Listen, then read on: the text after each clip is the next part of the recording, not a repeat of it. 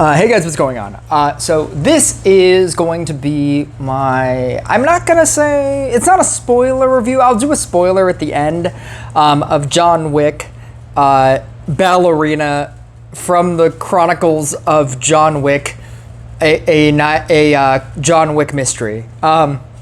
This is a gold coin that my theater gave. I'm doing this much later than when I actually got this. And I thought that this was cool that they got us the Continental coin, and they were just handing it out free. It was a super early Wednesday premiere, even though normally movies come out Thursday as a midnight premiere, even though they come out Friday as a official premiere. And I got to see this on Wednesday, and I'm gonna do a spoiler at the end of this video. For something that happens at the end of this movie that I kind of want to talk about. But the quick and easy answer, how are you guys doing today? My name is Elliot, and welcome to This and That Reviews, where I compare movies to other movies to varying degrees. Sometimes I really like a movie, and I compare it to other movies that I also really like, and sometimes I don't like a movie, and I'm just like, you should watch these other movies that are much better than this movie. The short version of this review is that I really like John Wick, Ballerina. It's really hard for me to call it Ballerina for a multitude of reasons. The main one being she's not really a ballerina. She has one scene where she is a ballerina, and then she never does ballerina-ing again.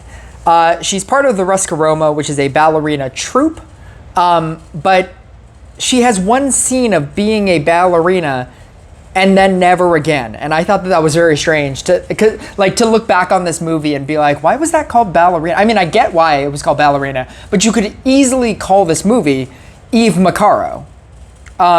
If you were gonna do the from the world of John Wick, semicolon thing anyway, which I thought was really funny, because I brought this up to my girlfriend, and I alluded to it earlier, but the idea that other movies do this, and they want to create a thing from that world, but they have to reference the world that it's coming in because of the name recognition. So Solo, a Star Wars story, Glass Onion, a Knives Out mystery.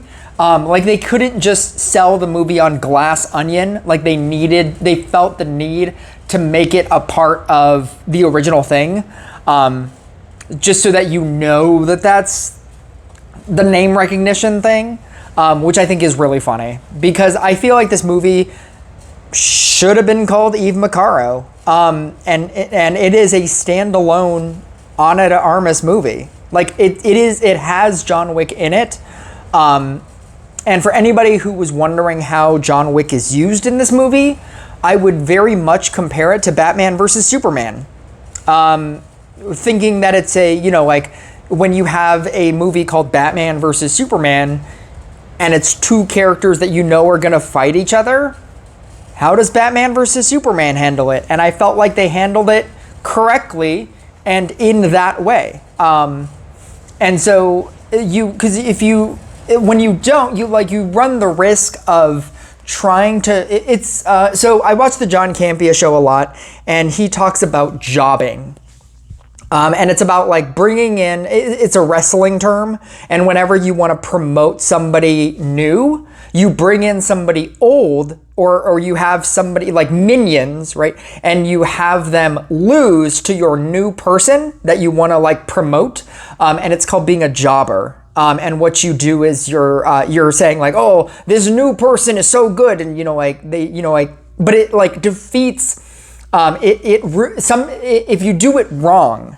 And his example that he always gives is Superman, and in Supergirl. I never saw the show, but in Supergirl, I guess Superman comes in, and at some point he loses, and he's like, oh, Supergirl, I couldn't have done this without you, and you're the only person that Metropolis needs. I must leave, because I am not needed here. You have this handled, and you don't want to do that either, because then that makes Superman look bad. And I feel like there's a risk to make John Wick look bad, and he doesn't look bad in this movie. The other thing that I was really like worried about going into this movie was, or not worried about, but I had questions about. And this is a I guess it's a slight spoiler for this movie. So in John Wick 3, the only time that you see John Wick interacting with the ballerinas is the one scene in John Wick 3. Now, you see that scene in this movie, but from Eve Macaro's point of view. And then at some point, it goes time jump 2 months. And at that point, I was like, okay, well, then none of the rest of this takes place during John Wick 3 because it can't. And that was like my thing going into this movie. I was like, when did John Wick have time to go to this icy, village place?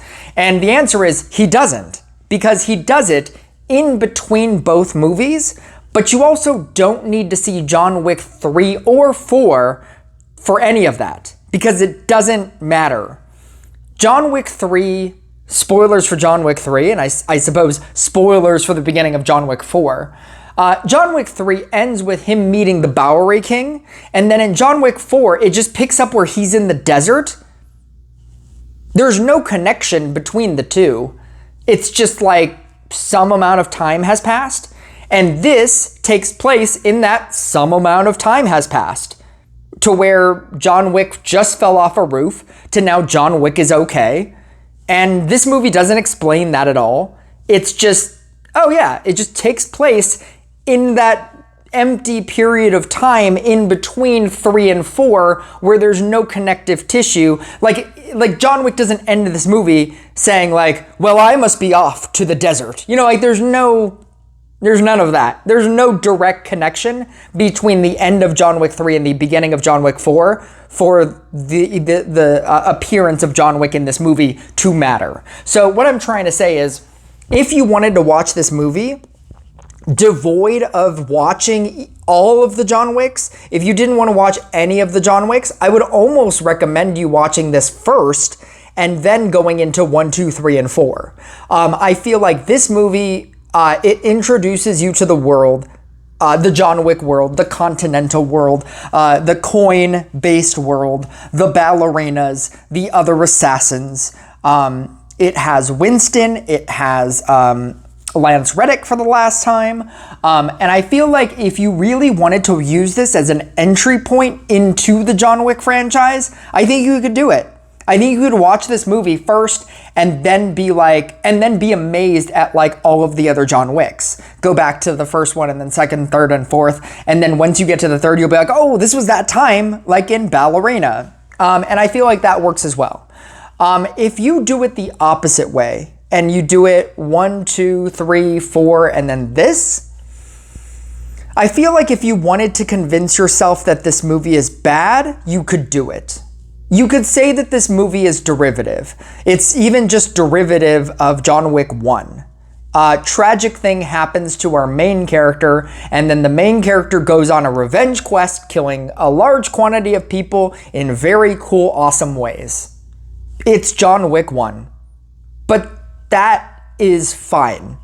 And I feel like if you really wanted to convince yourself that this movie has no plot, right? Like when you go through a John Wick movie, you remember scenes. You don't necessarily remember plot. Like if I were to recap John Wick 3, I'd be like, oh, wasn't that scene cool where he's doing the throwing the knives and that cool like mirror where everything's like glass and you could see through everything, and then he fights those 2 guys from the raid. Like, wasn't that a cool scene? And then there was that scene where he's on like the motorcycle, and the people on the motorcycle are chasing him and he's on a horse. That scene was crazy. And like the scene with like Halle Berry and her 2 dogs. And if you wanted me to connect like all of that, I don't think I could. I don't know if I could. John Wick 3 is just a movie where he is hunted by assassins and he just goes about his day. and, you know, like being hunted by assassins. And he goes to this place, and then he goes to this place, and then he goes to this place. But like, none of that really matters. Like, that plot doesn't really matter. And that's not what you really come away with when you go, when you leave a John Wick movie. And so if you go into this movie, and, you know, rightfully so, you come out of this movie and you're like, that movie had no plot. It was just all action. It's like, yeah, that's what a John Wick movie is. That's what they've all been. That's what all these movies are. It's like going into a Fast and the Furious movie and being like, that's just car racing. It's just like car stuff. And it's like, yeah, but that's what this is. That's what this franchise is. And so if you wanted to convince yourself that this movie was bad, or that it's just a gender swapped, I think that's another argument that people could make. It's just gender swap, John Wick. I think that's incredibly reductive. And I think that they use the gender swap surprisingly well. I think that the entire idea that in very early on, there's a training sequence, and it's something that all of my reviewers are mentioning, but it's a very poignant line. And it's the idea that like Eve Macaro gets, you know, like they're doing like training, like hand-to-hand training, and Eve Macaro gets hit, and she says to like the trainer girl, I can't win. He's bigger than me. And she looks at her and she's like, they're always going to be bigger than you. They're always going to be stronger than you. So you have to do everything that you can to even the odds. You're playing on his term when he should be playing on your term. Learn how to fight like a girl.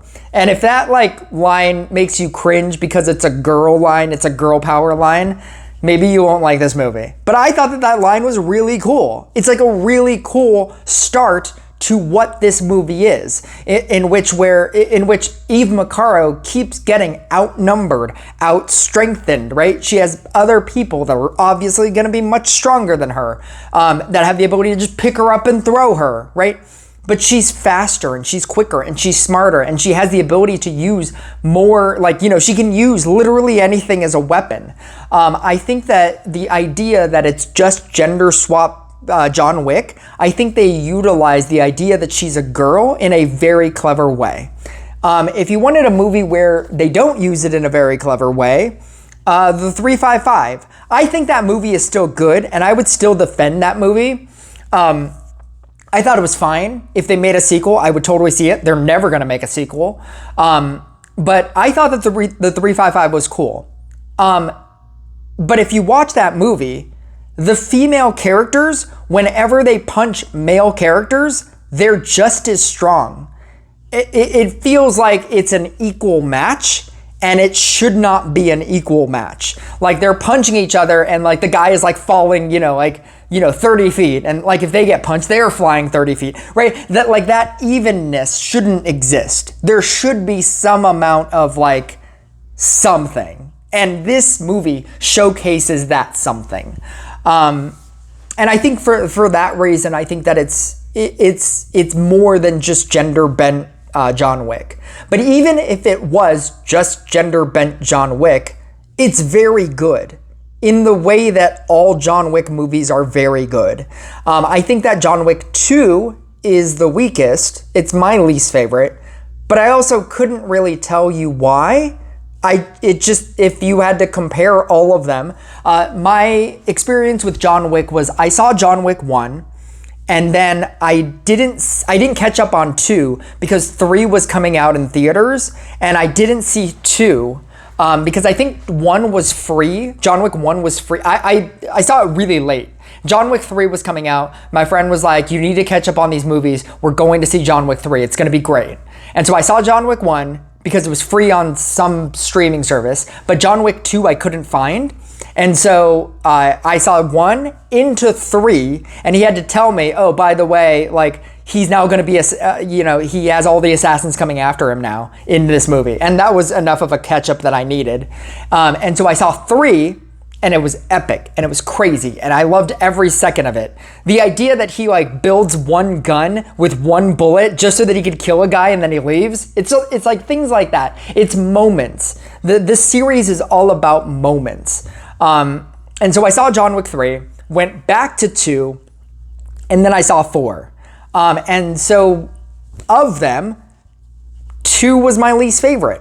I couldn't tell you why it's my least favorite, other than like 1 was my introduction to the world and I loved it. 3 was such a step up, because the step up from 1 and 2 to 3 is crazy, and then 3 to 4 is even more insane. Like the budget, the action, the set pieces, the things that happen, like it just keeps ramping up because this franchise just keeps making more and more and more money. I feel like there's not really a way to escalate from 4. They're gonna make a 5, and they're also gonna make a Kane spinoff. And you know, it's funny, like this is called Ballerina, like from the world of John Wick, Ballerina, right? They're not gonna call the Kane movie from the world of John Wick Blind Man, you know, like and like, or you know, hard of seeing man, right? You know, like they're not gonna call it that. It's gonna be from the world of John Wick Kane. Like that's totally what it's gonna be called. And so it's like it feels weird to me that they opted to call this From the World of John Wick Ballerina as opposed to Eve Macaro. Eve Macaro, like, put some goddamn respect on that name. Like, she's so cool in this movie. Ana de Armas, her audition for this movie was Paloma, the best part of the last James Bond movie. What is it? No Time to Die? Is it called No Time to Die? That feels like a Pierce Brosnan movie. It feels like, you know, Tomorrow Never Dies. No Time to Die? I'm pretty sure it's called No Time to Die. But the movie that she was in, where she plays Paloma, she is the coolest part of that movie. Her action sequence in that movie is her audition tape for this movie. The fact, like, I think if you wanted to complain about anything about this movie, it gets a little cartoony. There's definitely a couple moments where it gets a little cartoony, and I don't want to spoil those moments, but you'll know what I'm talking about. You'll be like, that's not how that would work.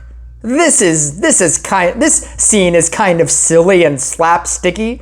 And so there's a little bit of cartooniness in this movie, but it's fun.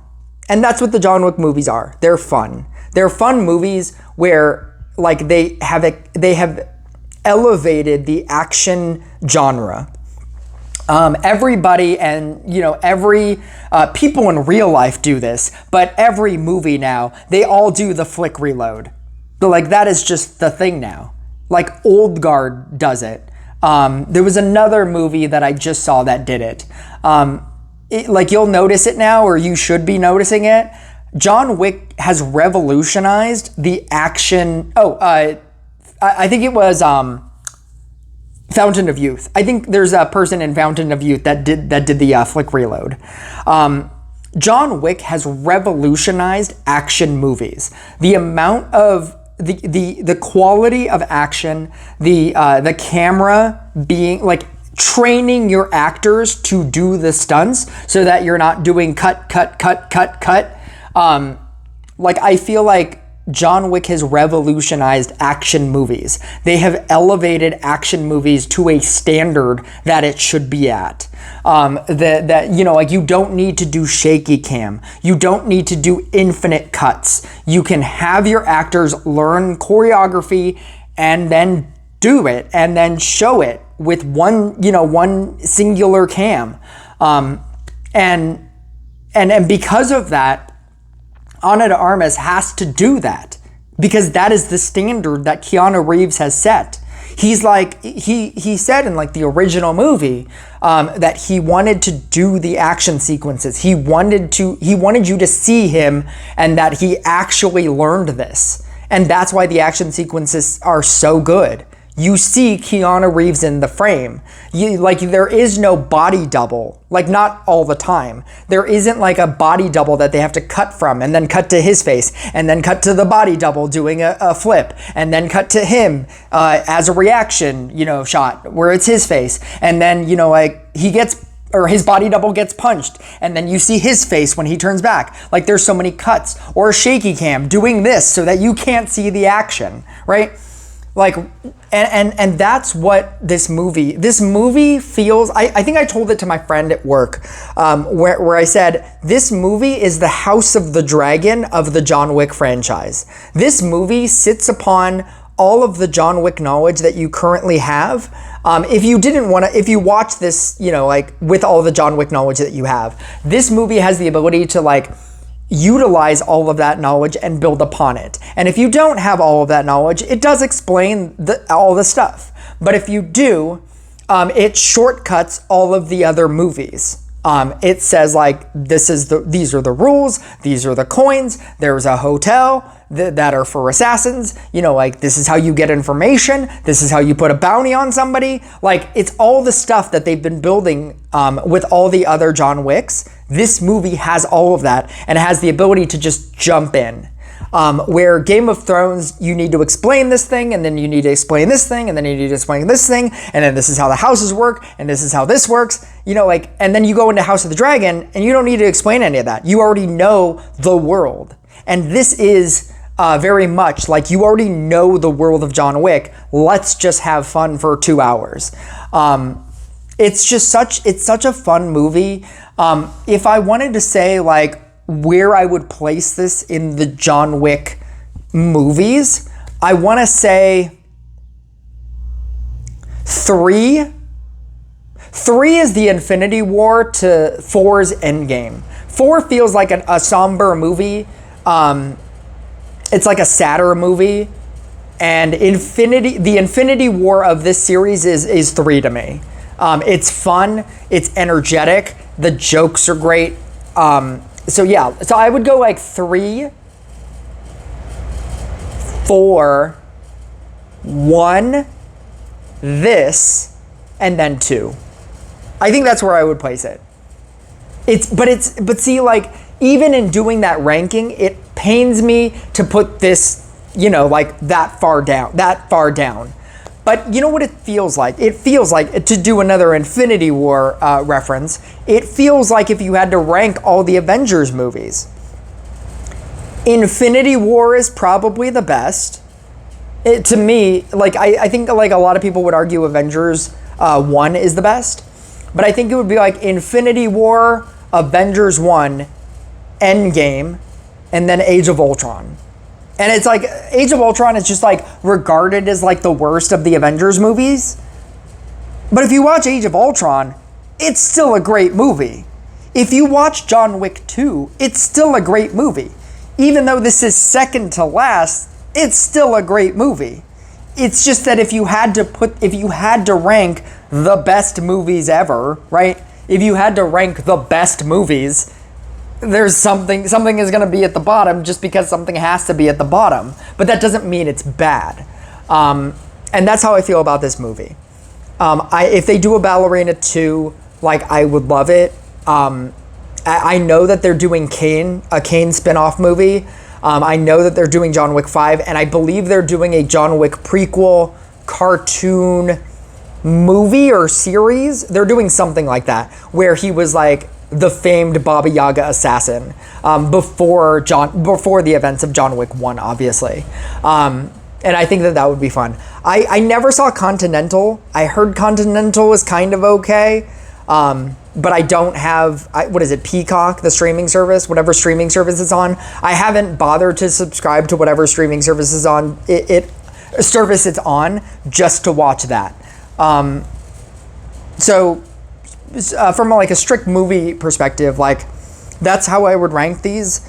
I think that if you are a fan of the John Wick series, I think you should watch this movie. I know you should watch this movie. It's a very fun time in theaters. And now I will go into a spoiler thing that happens at the end of the movie. And if you wanted to be angry at anything, it would be this. So for anybody who doesn't want this spoiler, there you go. I'll see you guys next video. And for everybody who has already seen this movie or doesn't care about the spoiler, if I wanted to complain about anything in this movie, it's the idea that very late in the movie, it's revealed that the girl is her sister, and then they don't do anything with it, and then she immediately dies. I was just like, what was the point of any of that? That felt like such a weird tacked on bonus thing that happens that definitely doesn't need to happen at all. When she gets to the town and she goes into like the shop, and it's obviously her ballerina, like toy, her like, music box thing. That was the moment that you're supposed to understand as an audience, oh my God, her dad probably lived here. And he, like Norman Reedus's character, took her from here, and now that's why the assassin world, or why the cult world, was trying to kill him. And like now it all makes sense, right? So to throw in an extra twist of like, oh yeah, this female character, she's also your sister. I was just like, okay. I was just in the theater, like, and they were treating it like it's supposed to be like this cool big reveal, like, oh my, like you're supposed to go, oh, and I was just like, okay. And then she just dies in the next scene, and you're like, what was the point of any of that? I think it's really funny that 5 movies in, this is the first time they're ever bringing up the idea that being an assassin is a cyclical world. And like they really drive it home in this movie. But I was explaining this to my girlfriend, who I've already explained John Wick to. And so she brought up something else. And she said, so the idea in this movie is that her dad was in a cult. And the assassins killed the dad because he had a kid. And now, she wanted to become an assassin to take revenge. And then in this movie, she meets Norman Reedus, who has a daughter, who he's taking out of the cult. And now at the end of the movie, the daughter thinks that the dad is dead. We never see that he dies. I think that he's still alive. So the girl thinks that the dad is dead, and now she presumably wants to grow up and be like Eve Macaro and be an assassin. And so like I was telling my girlfriend this, that it produces this like endless cycle of I want to become an assassin to avenge my parents. But when Eve was in that village, I told my girlfriend all I could think about was, because there's like a school and it's obviously a town as well. I couldn't help but think, as she was killing all these people, I was just like, she's just creating more assassins. Like, presumably all of these adult men have kids in this place, and like, what's gonna happen? Like, all these children are now gonna realize that Eve Macaro, the evil woman, the evil Baba Yaga, has killed my father, or killed my mother in some of those cases, right? And I'm going to now grow up to become an assassin so that I can kill Eve, right? And so my girlfriend brought up the idea. So she was like, so that's what this is. I was like, so there's no way to get out of the assassin world. And then she brought up, she was like, and even if you do get out of the assassin world, like how John Wick got out of the assassin world because he got a girlfriend, eventually they'll kill your girlfriend, they'll kill your loved one, and then now you will just go back into the world of assassinating again. So it's like you'll get married and you'll start a family, and then they'll eventually, like you will die, and that's how your assassin journey will end. And then your children will then avenge you. It's just, there's just no end to this cyclical assassin world that they've built in this John Wick franchise. It's even the same thing with Kane. Like when you keep expanding outwards, it's the same thing with Kane. They threatened to kill his daughter, and like that's why he was in the assassin world. And then he's trying to get out of the assassin world. Now he has to protect his daughter. It's just, all these movies are the same. If your problem is that all these movies are the same, I suppose that's a problem to have, but they're so fun. They're so fun. They're such a breath of fresh air from generic action movies. The action is great. Like, the characters are so cool. The music, the soundtrack to this movie is so good. I was like, every time they walked into a club and the music played was so good. I've never noticed music in a John Wick movie before. In Ballerina, I definitely noticed the music, and I definitely want to download the soundtrack. It's so good. Anyway, I've been talking for 30 minutes. This has been way too long. I'll catch you guys next video.